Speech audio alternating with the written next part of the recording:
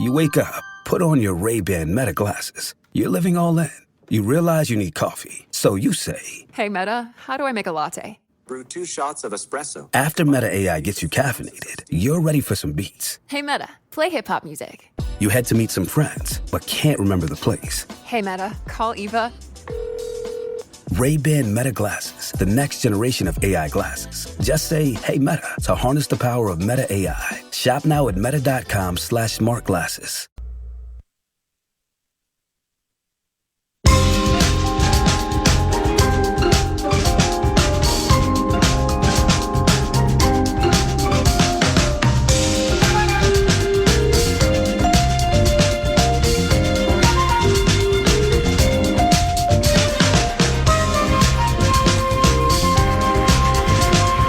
Ben Goessling covers the Minnesota Vikings for the Star Tribune and StarTribune.com, courtesy of Standard Heating and Air and StandardHeating.com. Here he is with 9 to noon from the Vikings practice facility.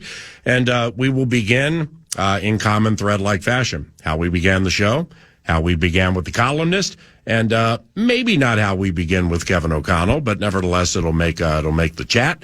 We begin here. The Lions last night. Your thoughts and good morning. Good morning. Yeah, it's one of those things that I think if you're the Vikings, you're probably looking at that and not terribly disappointed with how it went. I mean, a lot of their issues are on display. I mean, they got thrown on. They got beat in some ways that I think the Vikings look at and probably say, yeah, we can do these same things. And certainly you knew that you could throw on that team. I mean, I think that's been true for a long time. The Vikings have had a lot of success throwing on them, but the lack of depth on defense, I think, starts to show up.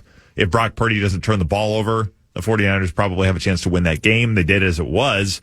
So I think when they have to go out there, play a hard game, and they're coming back on 6 days of rest from a West Coast trip. That's a really good point. Not a bad thing for the Vikings. That's a really good point because they're even though like Aikman talked about it a little bit last night with some of these reserves defensively for Detroit, where he said they're a tired team. Yeah. And you know as well as I know, and it's cool to share with the audience because Aikman knows how to share. Ben Goessling knows how to have sneaky chats and not overshare. Likewise for yours truly. Sure.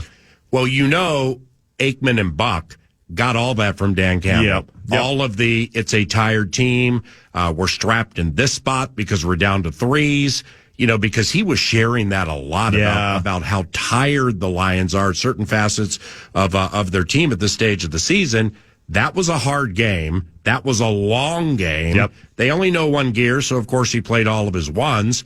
Then they travel home. They lose a day of practice into this one. Yeah, when you say Kevin O'Connell and the Minnesota Vikings could not, be upset with what happened last night. Yeah. I understand. Yeah, I think it's one of those games that you figured for them was going to be tough even at the beginning of the season, and it became tough for different reasons. This is not a 49ers team that's going to the playoffs. This is not a 49ers team that's at full capacity, but it is still a team that has a lot of pride. There's a lot of veterans on that team that don't want to get embarrassed at home on Monday Night Football. It's a team that is physical, as the Vikings know from practices and from having played them. It's not an assignment that you would probably request going into a winner takes the first round bye and the overall number 1 seed in the NFC. Mm-hmm. The fact that you had to go out there 3 time zones away as well is not something that we should take lightly. I think that will have a cumulative effect throughout the week. Does it mean the Vikings win the game? Not necessarily, but it is a lot for the Lions to come back from.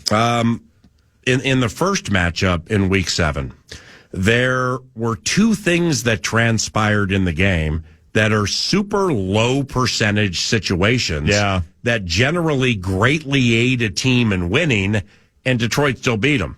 And I'm talking about that first Lions possession back at their 37. Reeves-Maben decides to fake a punt. Yep. Gets stopped. 2 plays later, there goes Showtime. There goes Jones. And then the scoop and score. Yeah. So you got pace to the end zone to take the lead. Those are things on which you can't necessarily count. Right.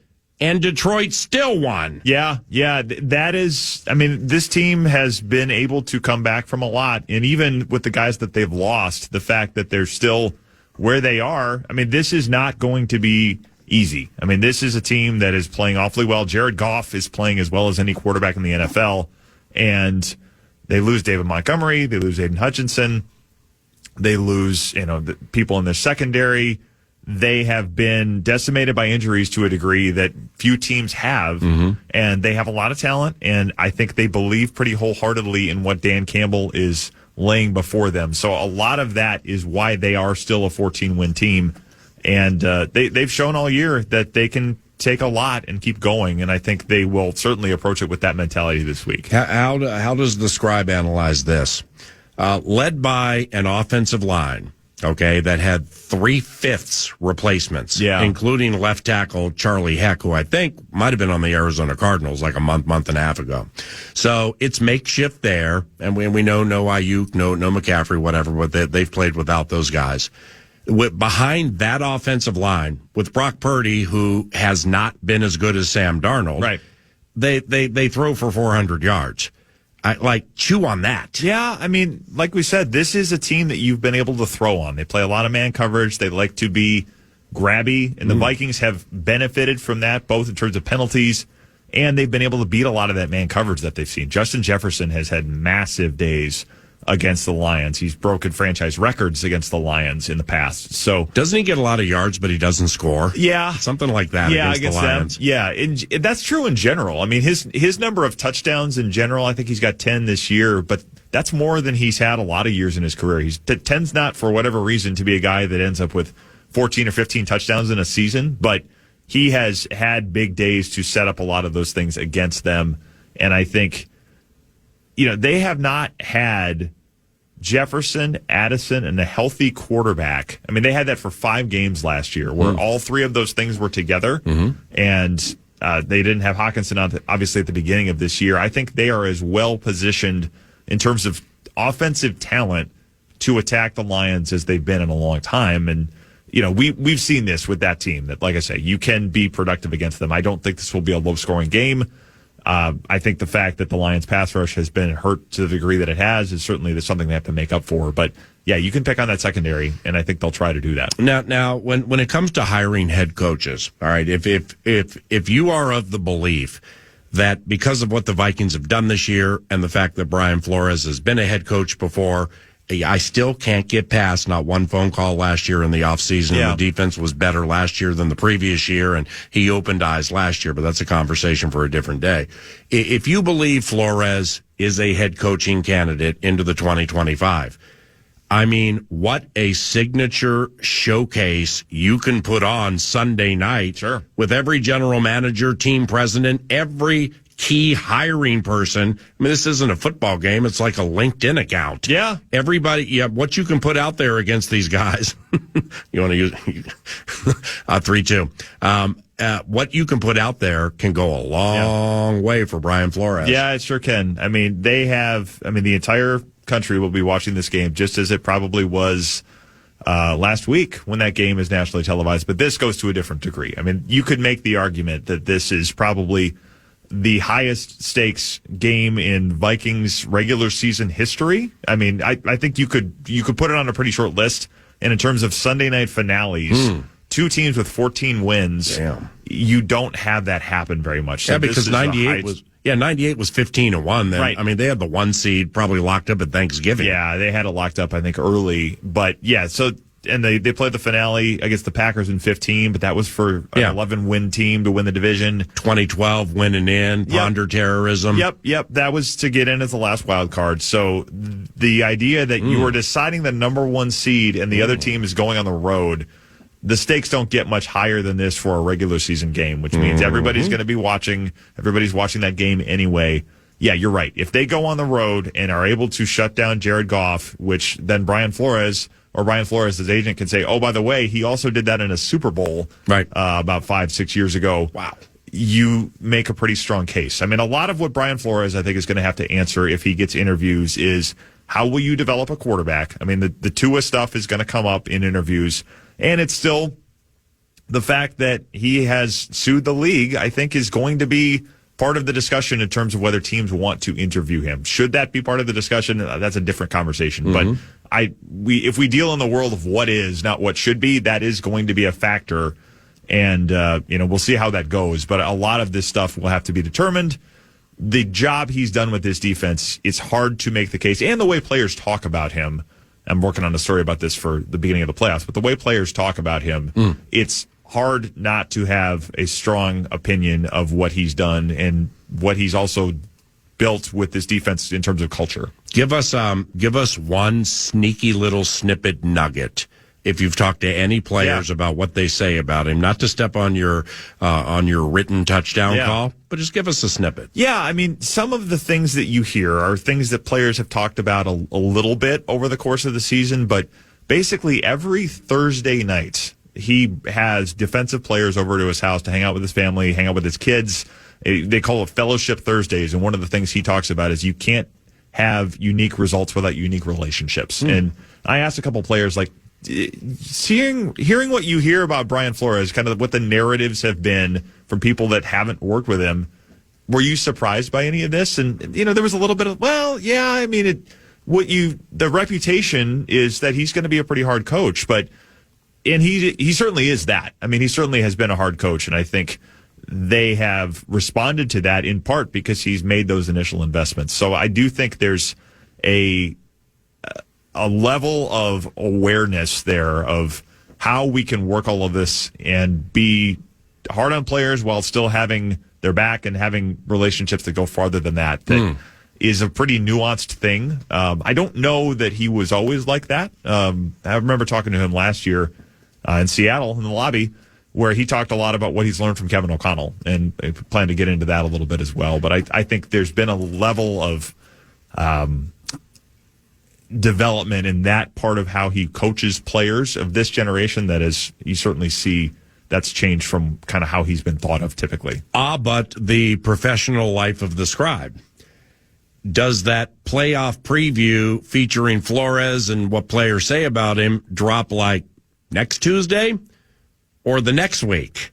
I mean, because if it drops next week, that means you also are booking a flight to either Tampa Bay or Los Angeles. Yes, it does, and it means that they lost on Sunday night. So, yeah, it'll be one of those that probably goes. I mean, we typically put our best stuff in on the weekend when the big newspaper is on Sunday, so it'll probably be for that Sunday or Saturday or whenever that game is. It'll be the main game preview thing for that. But if they lose Sunday, they probably will have gotten scored on. So yeah, it does make it a little tricky when you try to plan ahead, and the results and the actual happenings of these things are a little more chaotic than editors might like them. I mean, they wanted everything to kind of be in this neat little bow of, we're going to do this story this week. It's like, well, sometimes players get injured. Sometimes things happen that change the story because we have to cover what happens. Okay, so the Vikings are, what are they, plus 10 in the take give, something like that? Fantastic.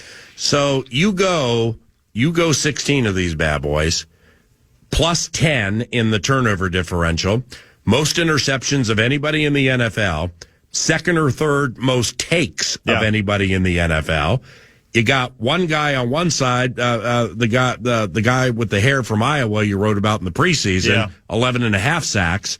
The other guy's a little quiet on the sacks of late, but it's still 11. And he's changing the whole thing in the run game.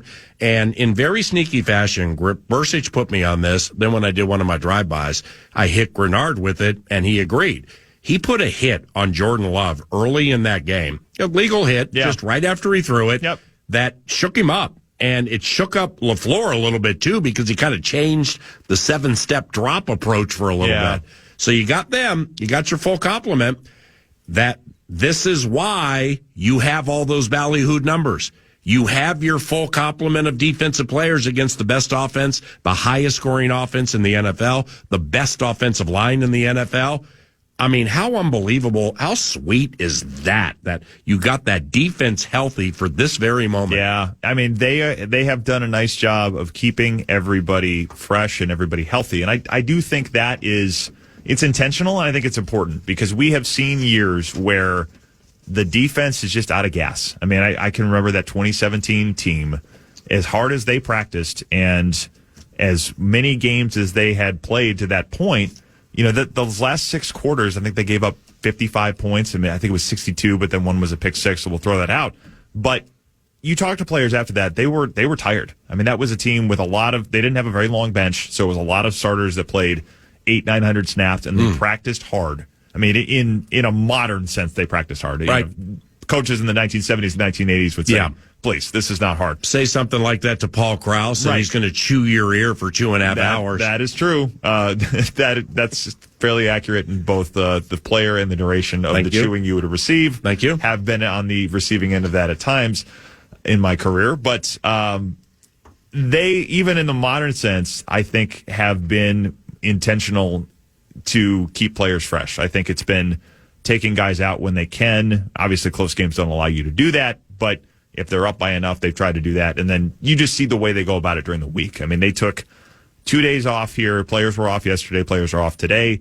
They will, I would bet, have a walkthrough tomorrow and then do a harder practice Thursday. And then Fridays are typically a little lighter in general. So a lot of what they are trying to do is do classroom work, but also keep players fresh enough to apply it.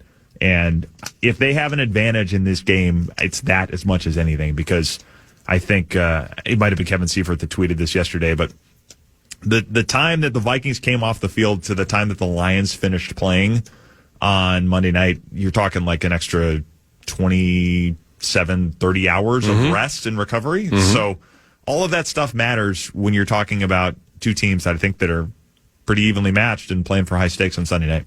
Ben Goessling, Star Tribune, covers the Vikes. This is courtesy of Standard Heating and Air, standardheating.com. Thank you very much, and Happy New Year to everybody at Standard Heating.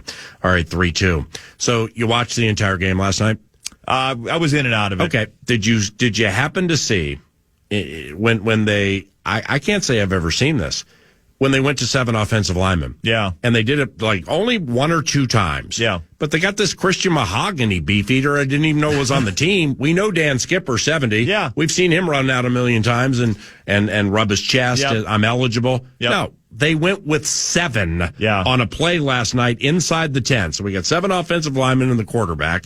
We got 2 receivers and a single set. I mean, how 1955 can you be with this thing? Yeah. Of course, they ran behind it, might have gotten a touchdown or right down to the 1. So that's new.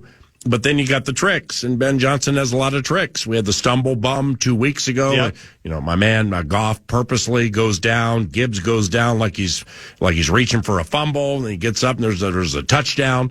Last night it was the hook and lateral. Which are you a fan of, ladder or lateral? I typically go with ladder. I think it's called hook and ladder, but it's really hook and lateral. It is. I think it's the official play. It's a cutesy term. All right, so there's another trick. I wonder if Kevin O'Connell will try to out-trick the trickster, Ben Johnson. Because the Vikings have tricks. They do, and they haven't always worked terribly well. See, this is, this is a pride game. Yeah. For more reasons than like the Lions have a pride. Yeah. Like the nickname for a group of Lions. One pride, their right. whole thing. Yeah. This because in other words, it's like, I just wonder if people get so sick of hearing about, seeing, and they generally always work. Yeah. That you get inside the red zone and you're like, all right, everybody, watch this. Yeah. I wonder if that's going to happen. It might. I think it better work. It better work, because I think this is going to be one of those games that is tight, and the stakes could not be, again, for a regular season game, the stakes could not be much higher.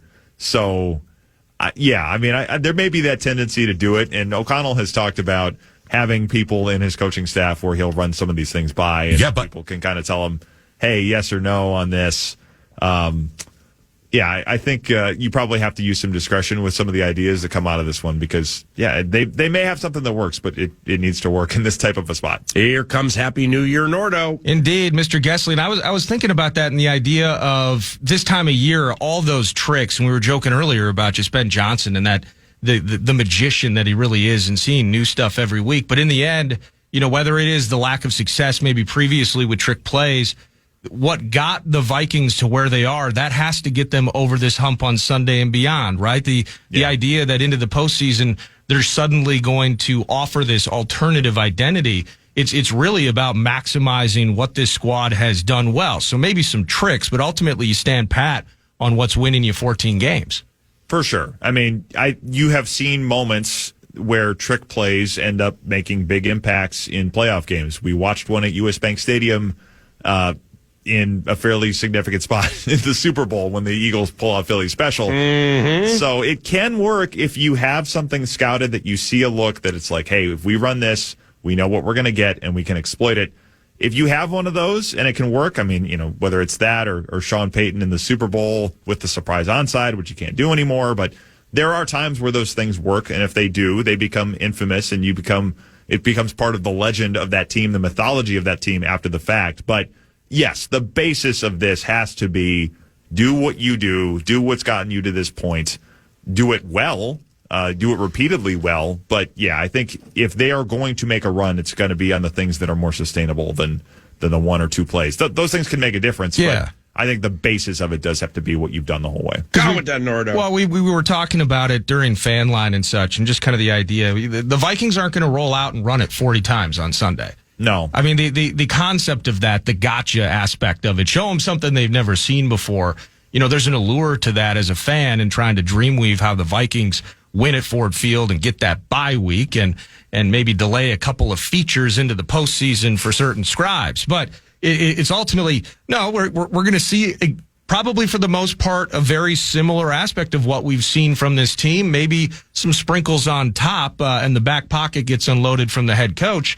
But in the end, it's not going to be a sudden, completely different operation. That's all I was getting at. Yeah, I agree with you. I think a lot of what they've done is going to be what gets them through, and that has to be, that in the last few weeks, especially when they are at full capacity with their skill position players, you have seen them throw the ball more than we did early in the year. But I think that's fine. I mean, I think what they have in terms of matchups, especially with Jalen Naylor becoming a bigger part of this thing, they have a lot of ways to hurt opposing secondaries, and I think that's probably what they're going to lean on most of the way through. Aaron Jones is going to be certainly a big part of that, and Cam Akers probably as well, as we saw on Sunday. But this team is as well positioned to attack opposing secondaries as anybody in this playoff field, and I think they'll lean on that pretty heavily. The voice of Ben Goessling, the scribe, covering the Minnesota Vikings in fantastic fashion for the Star Tribune and StarTribune.com. Standard Heating and Air, StandardHeating.com. Thank you very much. And speaking of covering the Minnesota Vikings, Ben Goessling's most recent story, at least the most recent one I've read, involves Jordan Addison. I want to get into that around the corner. Also, his cohort, Andrew Kramer, wrote a terrific piece about in-game adjustments for the defense against the Green Bay Packers. If you missed that, we will verbally share some of what you missed around the corner. It's KFAN. Head over to NFLShop.com for the largest collection of officially licensed gear from all your favorite brands. NFL Shop is your ultimate gifting destination for jerseys, t-shirts, headwear, and more. Take your game day style to the next level with the best selection of NFL gear anywhere. Show off your team pride this holiday season with styles fit for the whole family. To shop now, go to NFLShop.com.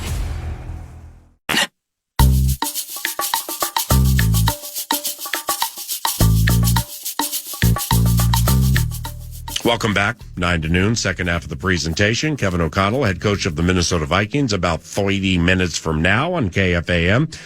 Ben Goessling, scribe covering the Vikings for the Star Tribune. Tell us about your tweet at Ben Goessling, and not only follow Ben, but go look at this. It's pretty cool. It's a tweet with the all 22 of an Addison touchdown on the left, and the play design next to it on the right. Yeah. Who are you? What happened? Well, have you ever done that? It's been done. Pretty sweet. I mean, people do it. There was a Kyle Shanahan playbook that's kind of been circulating around the web the last few years. So it has some of the concepts that a lot of these offenses run. No wonder they're not going to the playoffs. His plays are out there online. Well, yeah, there's been some of that, but I mean, it seems like that particular playbook, and this is probably from a few years ago, but a lot of the concepts are similar. So they run. It's called a bow concept. So the B is for the basic, which is the outbreaking route on that play, and then the O is for arrow, which is basically 4 or 6 yards, and then you stop. So what they've done with it, and somebody actually pointed this out to me on Twitter in the comments of this yesterday, they did this against the Packers in 2022, like in garbage time, with I think it was Nick Mullins and Jalen Naylor in that game that they were losing at Lambeau because nobody wore the 7-stud cleats and they were slipping around. So they run this same thing there, and then obviously it's different coordinator, different quarterback. Everybody, it's different on Sunday from what it was in 2022, but they run this arrow concept, and basically Addison comes to a stop, and then Javon Bullard gets kind of lulled to sleep on it, and then Addison flips his hips, turns upfield, and he gets a step on Bullard, catches it for a touchdown. So it was interesting to kind of see that develop, and trying to learn some of this stuff. And I'm certainly not a quote unquote film guy all the time. You try to learn more of it, and you pick up things as you go. But it's interesting to see them kind of play against the typical concept, because what they're doing a lot of times with their, whether it's this play or anything else, they're trying to say, if we do this based on this defense's rules, this is probably how they're going to react. So how can we use their own tendencies against them? I mean, I remember talking to Wes Phillips about this a couple of years ago. He said that was one of the big things that he noticed about O'Connell that made him go to Sean McVay and say, hey, this guy will fit well with you, because they're both good at kind of this guerrilla warfare thing of, this is what you do, and we are going to force you into a situation where your typical tendencies work against you. And O'Connell does a really good job of that. And Jordan Addison, I think the footwork, you saw it on that play, you saw it a couple other times on Sunday. His ability to break down and then turn a corner and go is pretty elite. Yeah. And he certainly showed it on that play. I'm going to bring it up with O'Connell when we talk about Addison. I'm going to frame it up, if we get to it, like he's never run better. I mean, this is the most explosive.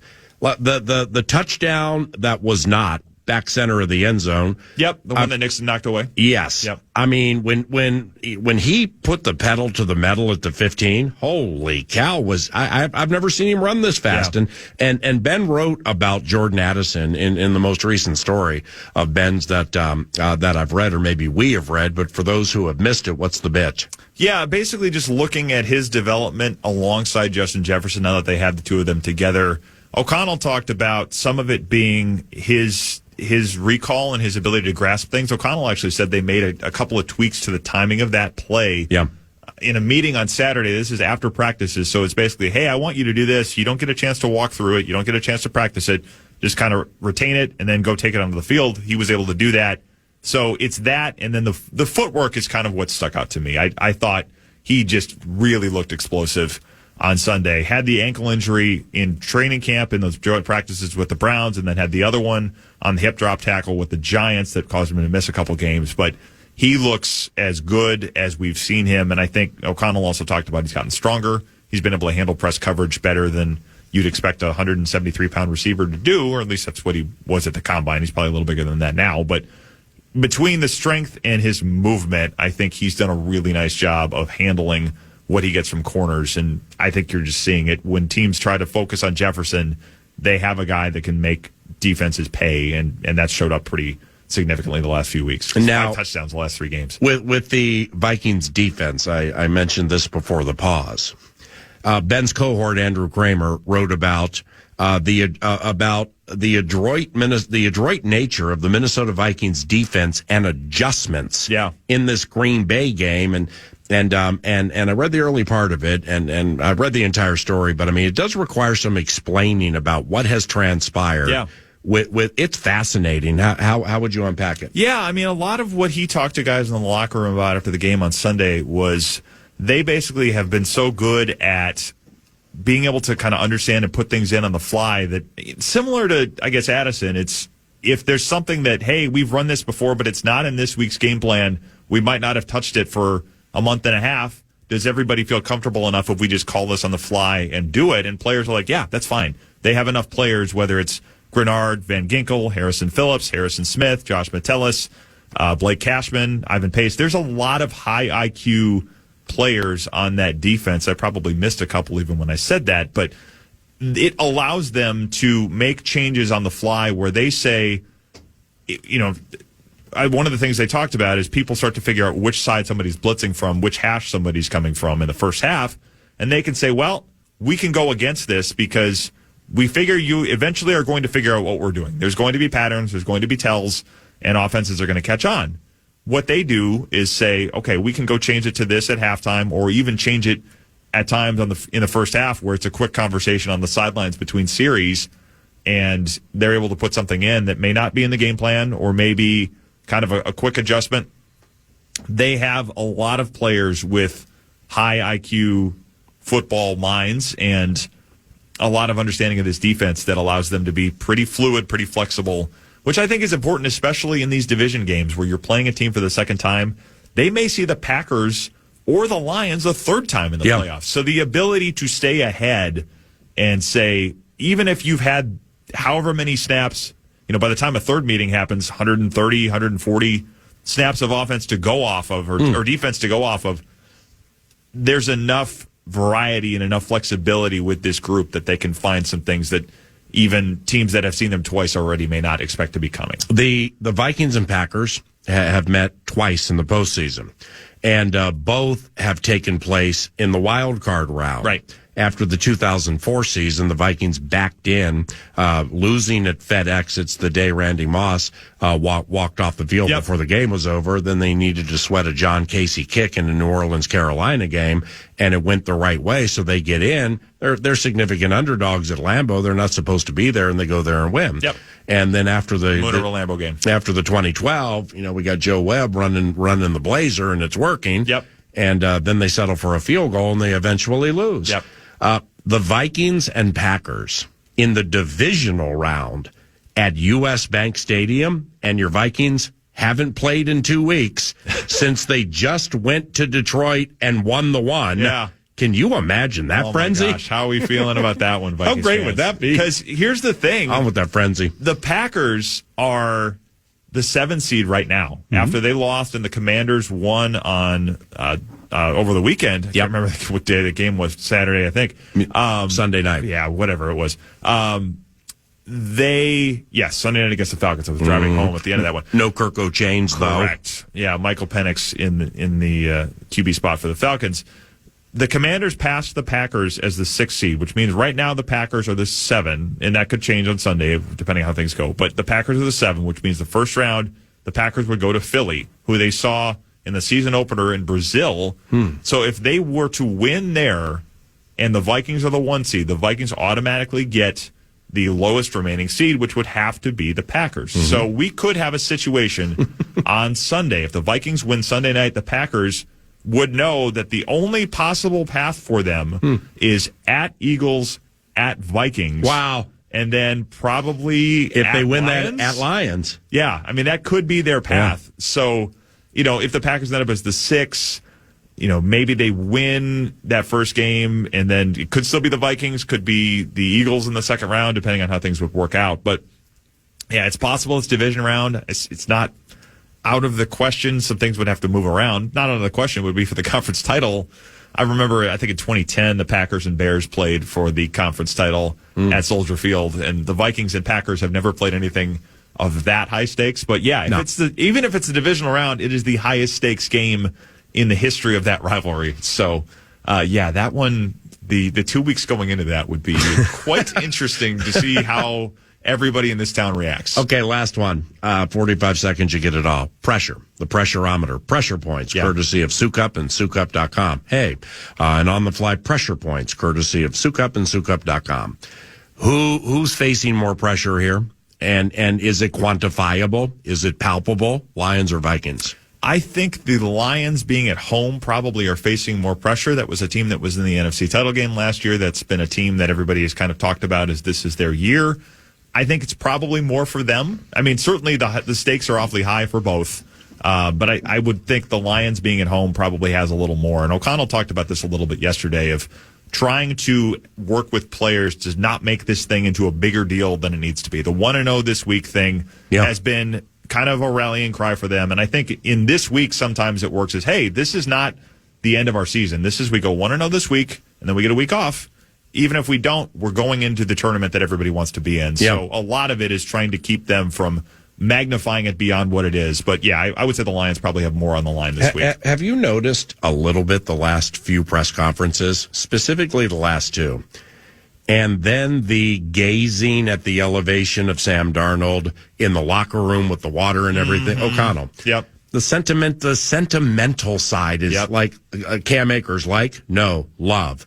Then he's talking about the 1-0 yesterday in the press conference, and he wasn't getting sheepish, but it's like he was basically saying, this is what we do, and he was very soft with it, where he just could have said, look, this is good for us. If you think it's cliched and you don't like it, that's cool. Yeah. But it's good for us, and there's nothing really to explain. Yeah. He could have been pointed with it, but he wasn't. Yeah. He's just, I think the kids would say he's up in his feelings right now a little bit. I think that's probably true. I mean, that shot of him in the celebration, he had kind of his proud papa. He's in his feelings. Yeah. I think he's a sentimental guy, and I think he sees that this has been a pretty special run, and you get to this part of the year where it's like you have to be at your best because your best is required, to quote Kevin O'Connell. Right. But you also are like, hey, this can be over. I mean, that's the thing every year when a team loses in the playoffs and you're there the next morning doing locker room clean out, and then it's like however many free agents you may never see again. I mean, that always feels it.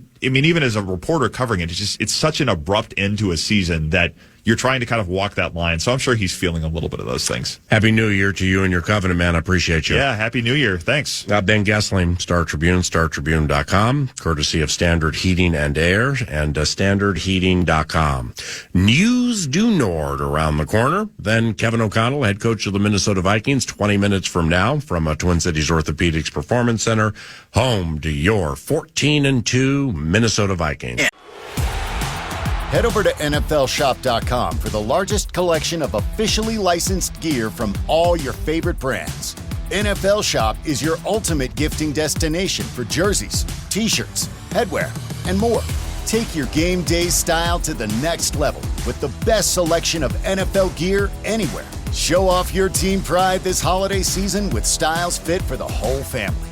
To shop now, go to NFLShop.com.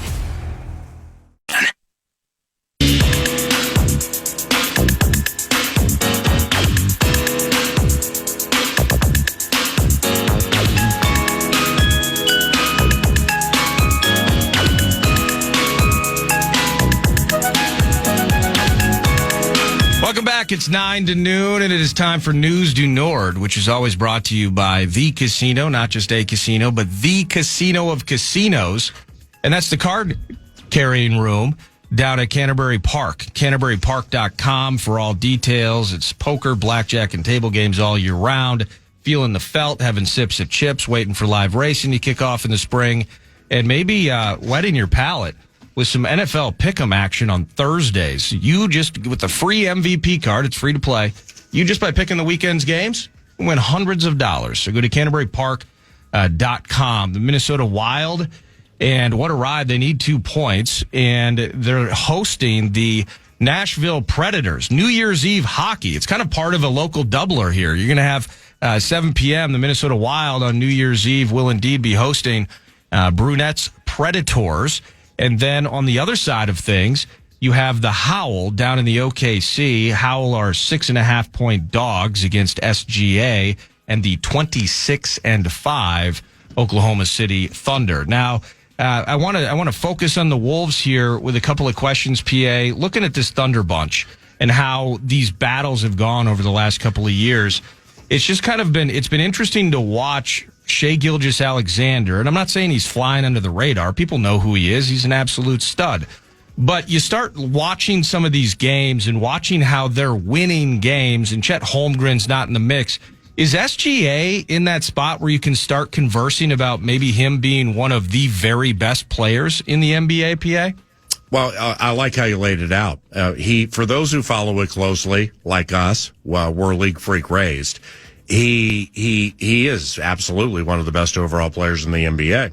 But when it comes to getting that recognition and or consideration nationally or even worldwide, yeah, I mean that'll take place when he gets traded to Golden State or when he plays in Oklahoma City, so right. that really doesn't do him any favors. People can be like, okay, well, what about Ant? He plays in Minneapolis. I mean, Minneapolis, St. Paul is a top 15 market nationally. Yep. The OKC is not. I mean, it's you got tumbleweeds blowing down Main Street in that place. So therefore, I think where he plays has a little bit to do with that. And interestingly, with Gilgeous Alexander, he came into the league with the LA Clippers.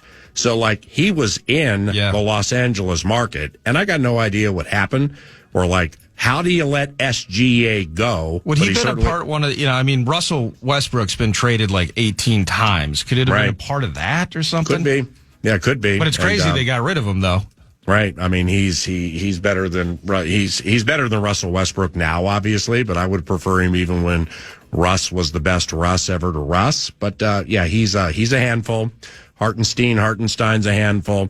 Let's not forget this. I talked about it last year, and there was a chuckle, a metaphorical chuckle about what I'm about to say. But then we watched the rest of the games against OKC, and with all due respect, it was right.